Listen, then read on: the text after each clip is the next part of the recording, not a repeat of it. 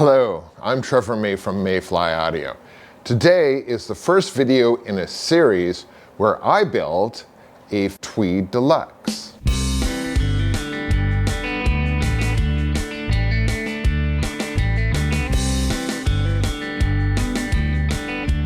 The Fender Tweed Deluxe, otherwise known as the 5E3 circuit, is a classic design used in many recordings.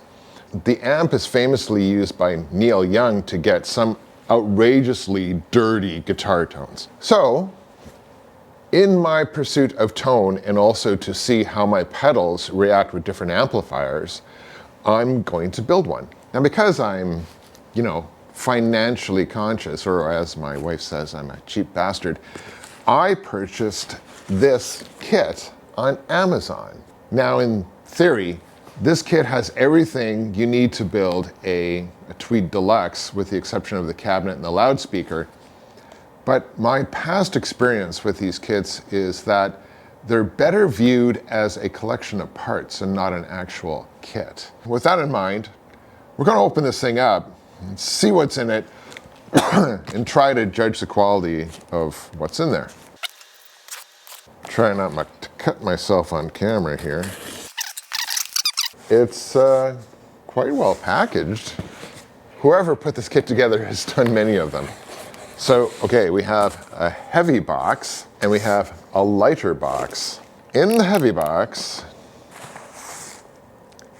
a couple of things wrapped up.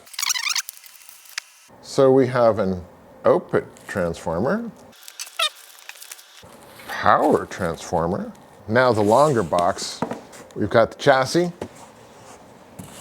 It says 5E3 on it, and I guess you could guess the origin of this particular collection of parts. Let's see what's in it. We have PS Vane tubes. That's kind of cool. I honestly did not expect that kind of quality. A bag of parts, power cord, a turret board. And that's interesting because the original 5A3 was, of course, an eyelet board. Turret board. Okay. And hiding under all of this is the chassis. The chassis looks pretty nice at first glance. It is welded.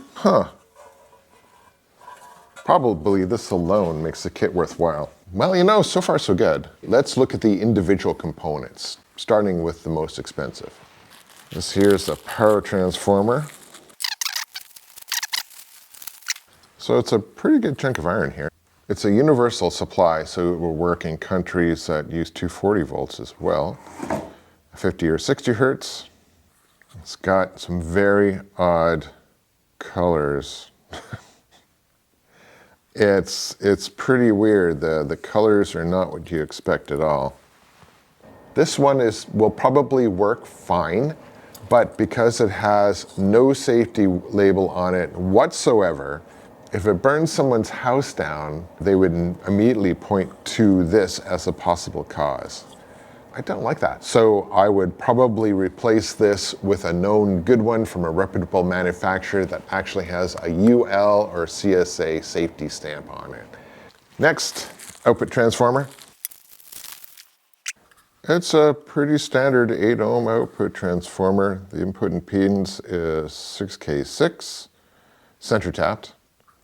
The output is not center tapped, but that's what you'd expect. And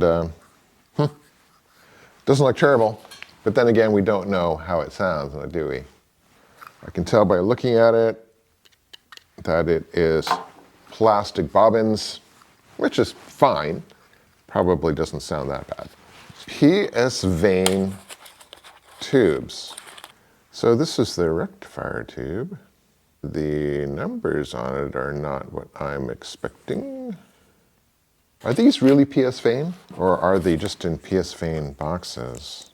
Well, the 6V6 is a PS Vane branded tube, and it looks like it is actually matched as well. Let's look at the other one. Yes, that is another PS Vane tube, and it appears also to be matched. I actually have the ability to test these later, so we'll find out for sure. Now, the measure of the kit will be the preamp tubes, because one of them is special. Let's see what we got here. PS Vane ECC83, which is a 12AX7. One of the pins is bent on it, so we'll have to straighten that out. The other one should, in theory, be a 12AY7. Nope, that's another 12AX7. Although this one, the pins are straight on. So that's slightly disappointing, but they all appear to be high quality with the exception maybe of the rectifier tube. Fortunately, I have the ability to test them all.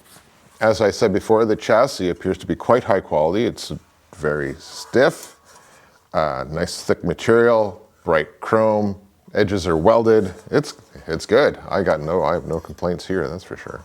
Now for the bag of parts. Oh, look, it's got a piece of paper in the bag of parts. It's got a schematic.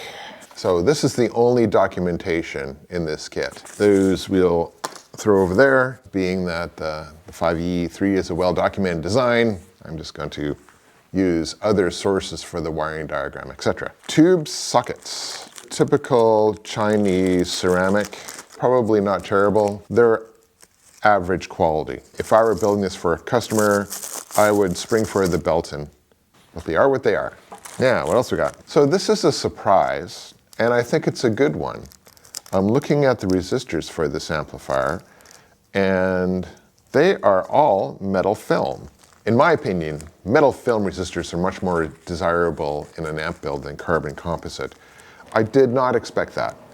Get your Joule, it's cheap Chinese quality. It's probably fine. Considering the low voltage on these things, it's probably not a big worry. For this build, yeah, maybe stick with what's in the kit. The fuse holder is one that's designed for crimp-on, slip-on ones, so I probably won't use that. Now the 1/4-inch jacks. This is normally where the rubber hits the road as far as quality. I was really expecting to replace these, but these don't look terrible. Not bad. I've seen much worse, actually. These are not awful. I am legitimately surprised. I'll probably end up using these and not Switchcraft ones. I guess a long-term test will determine whether or not I've made a huge mistake here, but these seem fine. So far, the parts are quite actually usable, and I'm surprised. What else we got? Some switches. Okay, the switches have the long toggle on them. Not a fan of those. They stick up above the Tolex. We'll probably swap these out for short ones. Got a bag of capacitors. They're not horrible. 105 degrees, it's not terrible. Again, I'm surprised. These are not awful. Now the pots. Okay, first problem I have seen, these potentiometers are not correct. I may swap out the pots.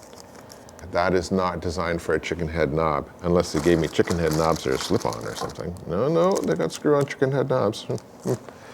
Lastly, the wire. These amps famously use pullback wire. This is not pullback wire at all. This is look-alike pullback wire. I probably won't use this. I've got some other wire that I can use. All in all, I'm quite surprised. Now, the components that I've already decided I will not use, the wire, the potentiometers, possibly the sockets, fuse holder, the power transformer. Everything else I'm probably going to use. There you have it. I'm actually surprised. There's more that I can use here than I thought. So that's going to be it for today. Stay tuned for more videos where I actually put this thing together and we'll do some playing tests. Thank you for watching. I'm Trevor May from Mayfly Audio.